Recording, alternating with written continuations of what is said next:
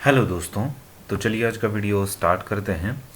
Video में पहला question जो है वो है क्वेश्चन नंबर 51। क्वेश्चन 50 तक हमने लास्ट वीडियो में डिस्कस कर लिया था। क्वेश्चन नंबर 51 पूछा गया है, भारत के महान न्यायवादी को सुनवाई का अधिकार है, यानी जो अटॉर्नी जनरल होते हैं इंडिया के, has the right to audience in. तो कहाँ पर अधिकार होता है? तो ऑप्शन डी जो है, any court of law with in the territory of India, यानी भारत के क्षेत्रांतर्गत किसी भी विधिक न्यायालय में। तो जो अटॉर्नी जनरल होते हैं, अटॉर्नी जनरल जो होते हैं देश का सर्वोच्च कानून अधिकारी भी इनको कहा जाता है। भारत के वर्तमान में जो अटॉर्नी जनरल हैं 2023 में अगस्त में, वो हैं आर वेंकट रमनी।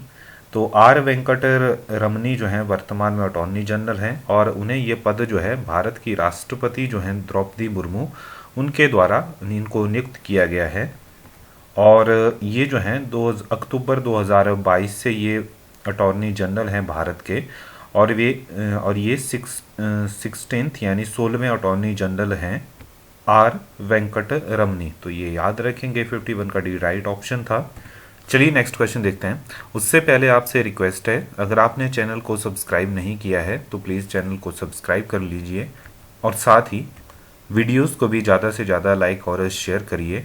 अगला क्वेश्चन हमसे पूछा गया है, भारत में राज्य का कार्यकारी प्रमुख होता है। तो ऑप्शन डी जो है इसमें से कोई नहीं, इसके लिए राइट ऑप्शन हो जाएगा, क्योंकि जो राज्य का कार्यकारी प्रमुख होता है वो गवर्नर होता है, राज्यपाल।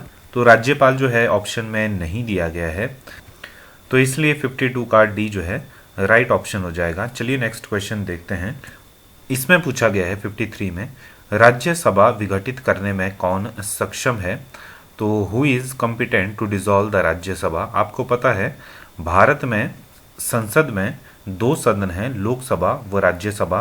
और आप जानते भी होंगे राज्यसभा जो एक स्थायी निकाय है, इसके विपरीत जो लोकसभा है वो हर 5 साल में भंग हो जाती है, इलेक्शन होते हैं। लेकिन राज्यसभा एक स्थायी निकाय है, यानी इसे भंग नहीं किया जा सकता है।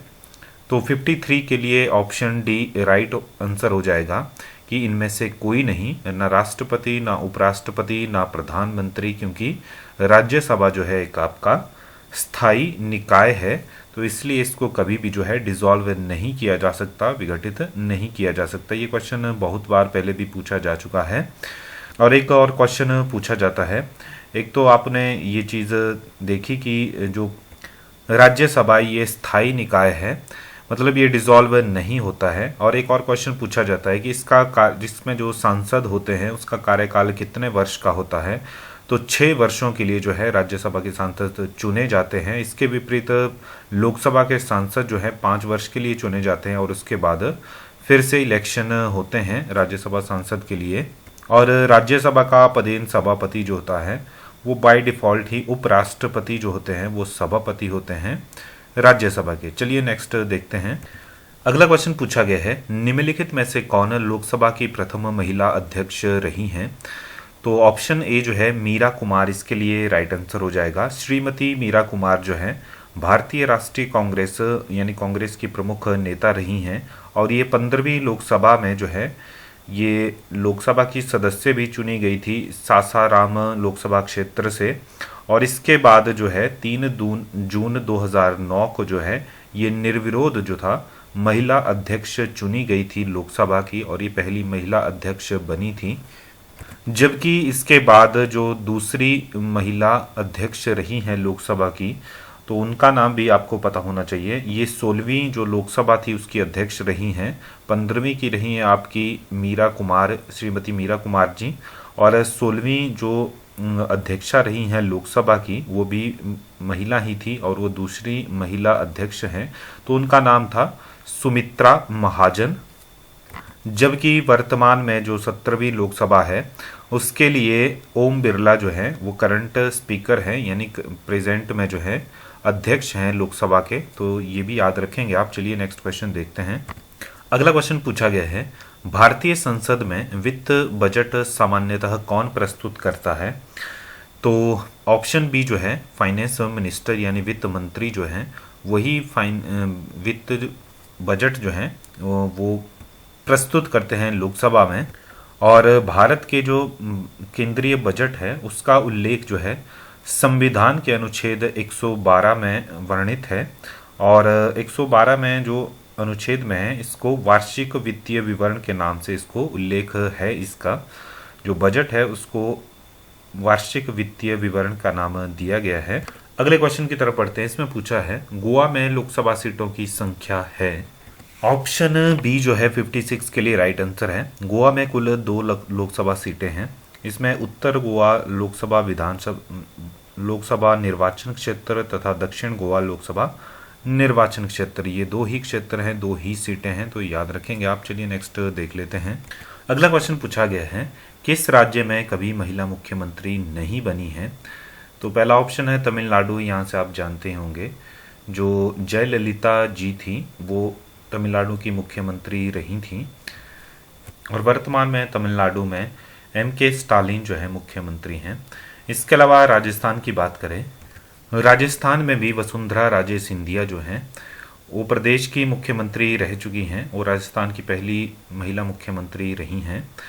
इसके साथ ही उत्तर प्रदेश की बात करें तो उत्तर प्रदेश में भी मायावती जो हैं उत्तर प्रदेश की मुख्यमंत्री रह चुकी हैं। और महाराष्ट्र ही एक ऐसी स्टेट है इन 4 में से जिसमें एक भी मुख्यमंत्री नहीं रही है महिला। तो ऑप्शन डी राइट आंसर है 57 के लिए। महाराष्ट्र से एक भी मुख्यमंत्री नहीं चुनी गई हैं अभी तक महिला मुख्यमंत्री। और उत्तर प्रदेश में मायावती से पहले जो हैं सुचेता कृपलानी जी भी हैं जो हैं वो प्रदेश की मुख्यमंत्री रह चुकी हैं और वो प्रदेश की पहली मुख्यमंत्री थी उत्तर प्रदेश की। तो 57 का डी राइट ऑप्शन था। 58 देख लेते हैं। The supreme court of India was set up by the, तो भारत का सर्वोच्च न्यायालय जो है किसके द्वारा स्थापित किया गया है। तो ऑप्शन ए जो है इसका राइट आंसर होगा। संविधान द्वारा ही जो है भारत का सुप्रीम कोर्ट यानी सर्वोच्च न्यायालय स्थापित किया गया है। और भारत के सर्वोच्च न्यायालय की स्थापना जो है 26 जनवरी 1950 को जब हमारा संविधान लागू किया गया था उसके साथ ही हुई है।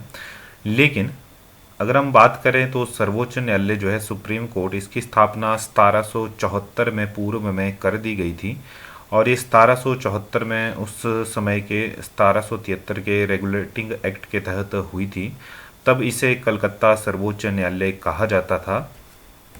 तो वो तो थी सर्वोच्च न्यायालय जो पहले था आज़ादी से पहले। लेकिन भारत के सर्वोच्च न्यायालय की बात करें तो ये संविधान लागू होने के साथ ही हुआ है 26 जनवरी 1950 को, जबकि उसका उद्घाटन जो है 2 दिन बाद यानी 28 जनवरी 1950 को हुआ है।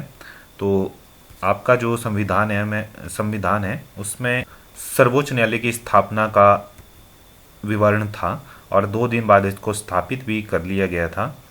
तो चलिए नेक्स्ट क्वेश्चन देख लेते हैं। भारत में तृणमूल लोकतंत्र कौन सुनिश्चित करता है। तो जो ग्रास रूट डेमोक्रेसी है भारत में वो किसके द्वारा जो है सुनिश्चित की जाती है, इंश्योर की जाती है। तो 59 के लिए ए जो है राइट आंसर है। पंचायती राज जो है ग्रास रूट है डेमोक्रेसी का भारत में। 59 का ए राइट ऑप्शन था। अगला क्वेश्चन 60 हमसे पूछा गया है कितनी बार जो है राष्ट्रपति द्वारा आपातकाल घोषित किया गया है। तो आपको पता भी होगा 3 बार जो है राष्ट्रीय आपातकाल घोषित किया जा चुका है राष्ट्रपति द्वारा। तो आपको ये पहले से भी पता होगा कि भारत में जो है 3 बार राष्ट्रीय आपातकाल घोषित किया जा चुका है। तो इसका पहला उदाहरण था 26 अक्टूबर 1962 से लेकर 21 नवंबर 1962 तक। और उस समय जो था भारत चीन युद्ध चला हुआ था। तो भारत की सुरक्षा को बाहरी आक्रमण से खतरा होने के कारण जो था राष्ट्रीय आपातकाल घोषित किया गया था 1962 में 26 अक्टूबर से 21 नवंबर तक। इसके बाद दूसरी बार जो था 3 दिसंबर से लेकर 17 दिसंबर 1971 के बीच जो था भारत पाकिस्तानी युद्ध के दौरान जो था इसकी घोषणा की गई थी, जो दूसरी बार आपातकाल लगा था भारत में। तो पहला आपका 1962 में था, दूसरी बार 1971 में था, जबकि तीसरे आपातकाल की बात करें तो 25 जून 1975 से लेके 21 मार्च 1977 के बीच, यानी 1975 से लेके 1977 के बीच जो है तीसरी बार इंदिरा गांधी जब प्रधानमंत्री थी, तो उनके समय जो था राजनीतिक स्थिरता के चलते जो था आंतरिक गड़बड़ी के आधार पर जो था आपातकाल की घोषणा की गई थी। और ये जो थी ये एक 1971 में जो आम चुनाव हुए थे उसमें रायबरेली से प्रधानमंत्री मंत्री के चुनाव को रद्द करने की मांग की गई थी इलाहाबाद हाई कोर्ट में। उसके बाद तुरंत बाद ये लगा दिया गया था तीसरी बार जो आपातकाल था। तो याद रखेंगे आप 1962, 1971 और 1975 से 1977 जो तीसरा था वो सबसे लंबे समय के लिए था। तो चलिए नेक्स्ट क्वेश्चन देख लेते हैं। 60 का सी राइट ऑप्शन है। किसी वस्तु की स्थिति में परिवर्तन कहलाता है तो विस्थापन इसको हम कहेंगे। The change of position of an object is known as displacement. 61 का सी राइट ऑप्शन है। 62 देख लेते हैं। SI unit of heat is, तो जो ऊष्मा की एसआई यूनिट है, इकाई है, वो क्या है? ऑप्शन बी जो है जूल, इसके लिए राइट आंसर हो जाएगा। तो ऊष्मा की इकाई है आपकी जूल। और कैलोरी की बात करें तो ऊर्जा की इकाई है आपकी calorie. SI unit of energy is calorie, तो ये याद रखेंगे। आपकी एनर्जी की एसआई यूनिट कैलोरी है, हीट की जूल है। अगला क्वेश्चन है, स्ट्रिंग के कंपन होते हैं तो वाइब्रेशन ऑफ स्ट्रिंग आर, तो उसको हम वेव्स बोलते हैं या फिर ट्रांसवेव्स भी बोलते हैं। अ vibration in a string is a wave, तो एक स्ट्रिंग में जो वाइब्रेशन होती है उसे वेव कहते हैं या फिर ट्रांसवर्स कहते हैं। माफ कीजिए, ट्रांसवेव नहीं, ट्रांसवर्स। और पूरा इसको बोलेंगे हम ट्रांसवर्स वेव, या फिर शॉर्टली कई बार हम इसको वेव भी बोल देते हैं। तो ऑप्शन बी 63 के लिए राइट आंसर हो जाएगा। अनुप्रस्थ कहलाता है स्ट्रिंग के कंपन को जो होते हैं। चलिए नेक्स्ट देखते हैं। टेलीफोन के डायफ्राम बने होते हैं। अगला क्वेश्चन है, टेलीफोन के डायफ्राम बने होते हैं तो diaphragms of telephone are made up of, यहाँ पर बी टिक किया गया है लेकिन आई थिंक ये गलत था आंसर की में। ऑप्शन सी जो है thin sheet of any metal, ये सही हो सकता है क्योंकि जो माइक्रोफोन्स और टेलीफोन्स होते हैं, इनसाइड द माइक्रोफोन्स और telephone is a thin piece of metal called diaphragms. तो ऑप्शन सी जो है 64 का राइट होगा। यहाँ भी टिक किया गया है, इसको आप करेक्ट करेंगे। 65 देख लेते हैं। इसमें पूछा गया है हमसे कि यहाँ पर पूछा गया है the type of radiation emitted by radioactive substances are, तो जो आपके रेडियो एक्टिव सब्सटेंसेज होते हैं उनके द्वारा जो है कौन सी रेडिएशन एमिट की जाती है, उत्सर्जित की जाती है कौन सी विकिरण। तो ऑप्शन डी जो है इसके लिए राइट आंसर हो जाएगा।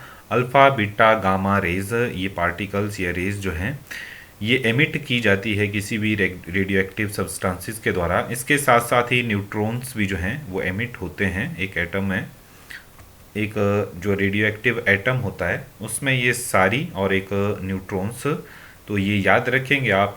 तो 65 का डी जो है राइट ऑप्शन है।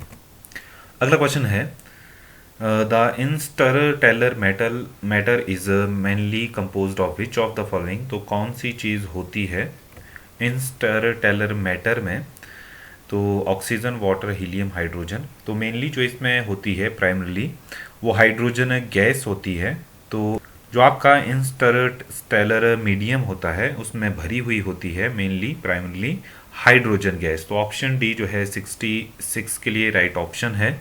बात करें इस क्वेश्चन नंबर 67 की, तो इसमें हमसे पूछा गया है भारत में रॉकेट प्रक्षेपण के लिए स्थल श्रीहरिकोटा किस राज्य में है? तो ऑप्शन सी जो है 67 के लिए राइट ऑप्शन है। ये आंध्र प्रदेश में है। Sriharikota is a barrier island in the Tirupati district of Andhra Pradesh. तो आंध्र प्रदेश में तिरुपति डिस्ट्रिक्ट में जो है ये स्थित है। आपको पता है जो इसरो है उसका सेंटर श्रीहरिकोटा में है, जहाँ से सैटेलाइट जो हैं भेजे जाते हैं, लॉन्च किए जाते हैं। तो इसका एक दो और कारण भी हैं कि ये आंध्र प्रदेश में ही की स्थित है श्रीहरिकोटा में लॉन्चिंग सेंटर इसरो का। तो श्रीहरिकोटा आंध्र प्रदेश के तट पर बसा हुआ एक द्वीप है।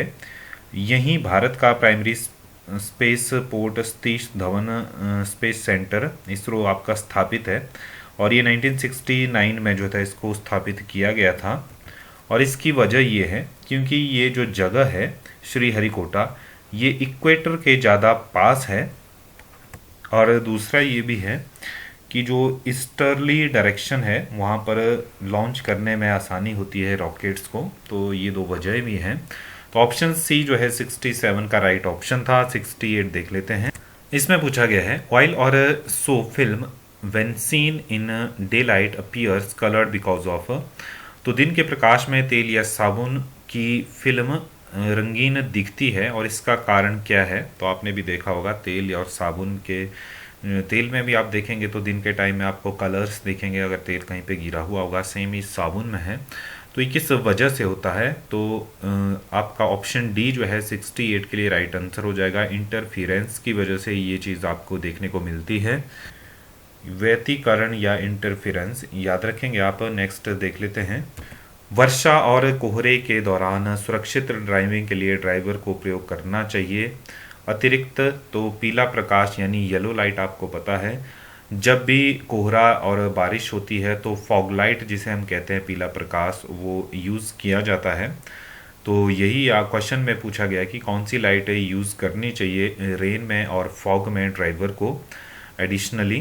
तो ऑप्शन डी, माफ कीजिए, सी जो है 69 के लिए राइट आंसर है। आपको पता है कि पीले रंग का प्रकाश जो है कोहरे के दौरान सबसे अधिक पसंद किया जाता है, क्योंकि इसमें सबसे बड़ा तरंग दैर्ध्य होता है, इसलिए इसमें नीले या सफ़ेद प्रकाश की तुलना में अधिक प्रवेशन भी होता है। इसका मतलब है yellow light has higher wavelength, so it is least likely to be scattered among all colour. और ये सबसे जो कम इसका स्कैटर्ड होती है, वेवलेंथ ज़्यादा होती है इसलिए कम स्कैटर्ड भी होती है पीली लाइट। तो इसलिए इसको यूज़ किया जाता है कोहरे के दौरान या रेन के दौरान। चलिए नेक्स्ट देखते हैं। ये क्वेश्चन बहुत बार पूछा जा चुका है कि निम्नलिखित में से कौन सा ऑक्साइड ऐसा का उदाहरण है। 70 का ए जो है राइट ऑप्शन है। ये क्वेश्चन बहुत बार रिपीट हो चुका है, याद रखेंगे। एग्जाम्पल ऑफ ऑक्साइड और बॉक्साइड्स, और इसके अलावा कपराइट और हेमेटाइट भी होता है, लेकिन बॉक्साइड को आप हमेशा याद रखेंगे। नेक्स्ट है हाइड्रोजन बर्न्स विद, हाइड्रोजन जलती है डैश डैश के साथ। तो 71 का डी जो है हल्की पीली ज्वाला यानी अपेल ब्लू, माफ कीजिए ब्लू फ्लेम। ऑप्शन सी इसके लिए राइट आंसर होगा, अप्ले ब्लू फ्लेम। तो हाइड्रोजन जलती है अप्ले ब्लू फ्लेम की तरह, जो कि दिन में लगभग इनविजिबल होती है, जो नहीं दिखती है। तो ऑप्शन सी जो है 71 के लिए राइट ऑप्शन है। ऑर्गेनिक कंपाउंड ऑलवेज कंटेन, तो कार्बनिक यौगिकों में हमेशा होता है। तो कार्बनिक यौगिकों में हमेशा कार्बन होता है, याद रखेंगे आप। तो इसके साथ साथ कार्बन की तो कॉमन प्रेजेंस होती ही है, लेकिन हाइड्रोजन एटम्स की भी इसमें प्रेजेंस होती है, ये भी याद रखेंगे आप। लेकिन आंसर की के हिसाब से ए राइट आंसर है। हाइड्रोजन भी जबकि ऑप्शन में दिया गया है, लेकिन जो मेन एलिमेंट है वो कार्बन है, इसलिए 72 का ए राइट आंसर है। 73 देख लेते हैं। नेक्स्ट है which glass is use for making lenses and prism for optical instrument. तो प्रकाशिक यंत्रों हेतु लेंस और प्रिज्म बनाने के लिए किस प्रकार के कांच का प्रयोग किया जाता है। ऑप्शन बी जो है फ्लिंट ग्लास, इसके लिए चकमक कांच सही आंसर होगा। यहाँ पर ऑप्शन ए को जैसे टिक किया गया है, राउंड किया गया है, लेकिन ये भी ऑप्शन आंसर की में भी गलत होगा। तो 73 का फ्लिंट ग्लास आप याद रखेंगे, आप गूगल भी कर सकते हैं। 73 के लिए बी राइट ऑप्शन था। 74 देख लेते हैं। अगला क्वेश्चन है श्वसन का दोहरा प्रकार है इसमें पाया जाता है। तो 4 ऑप्शन दिए गए हैं। इसमें स्नेल जो है घोंगा माफ कीजिए, ये राइट ऑप्शन होगा। घोंगा में श्वसन का दोहरा प्रकार देखने में मिलता है। इसके साथ ही अगर यहाँ पर किसी बर्ड का, यानी आपका जो पक्षी हैं उनका नाम होता, तो बर्ड्स में भी एक कॉमन है आपका 2 तरह का दोहरा, डबल मोड ऑफ रेस्पिरेशन, तो उसको आप सही टिक करते। बर्ड्स, और यहाँ ऑप्शन में आपका घोंघा राइट आंसर होगा। अगला क्वेश्चन देखते हैं 75, जो कि इस वीडियो का लास्ट क्वेश्चन भी है। इसमें हमसे पूछा गया है kangaroo is mostly found in. तो आपको पता है ऑस्ट्रेलियन टीम खेलने आती है तो उनको हम कंगारू कहते हैं, पुकारते हैं। तो कंगारू अधिकांश पाए जाते हैं तो कहाँ पर, ऑस्ट्रेलिया व तस्मानिया, तो इस क्षेत्रों में पाए जाते हैं कंगारू। ये जो ऑप्शन दर्शाए गए हैं हमें इनमें से, तो 75 का ए राइट ऑप्शन हो जाएगा। तो चलिए, आज के वीडियो में इतना ही। वीडियो आपको अच्छा लगता है तो लाइक शेयर करते रहिए, साथ साथ ही चैनल को भी ज़रूर सब्सक्राइब करिए। धन्यवाद।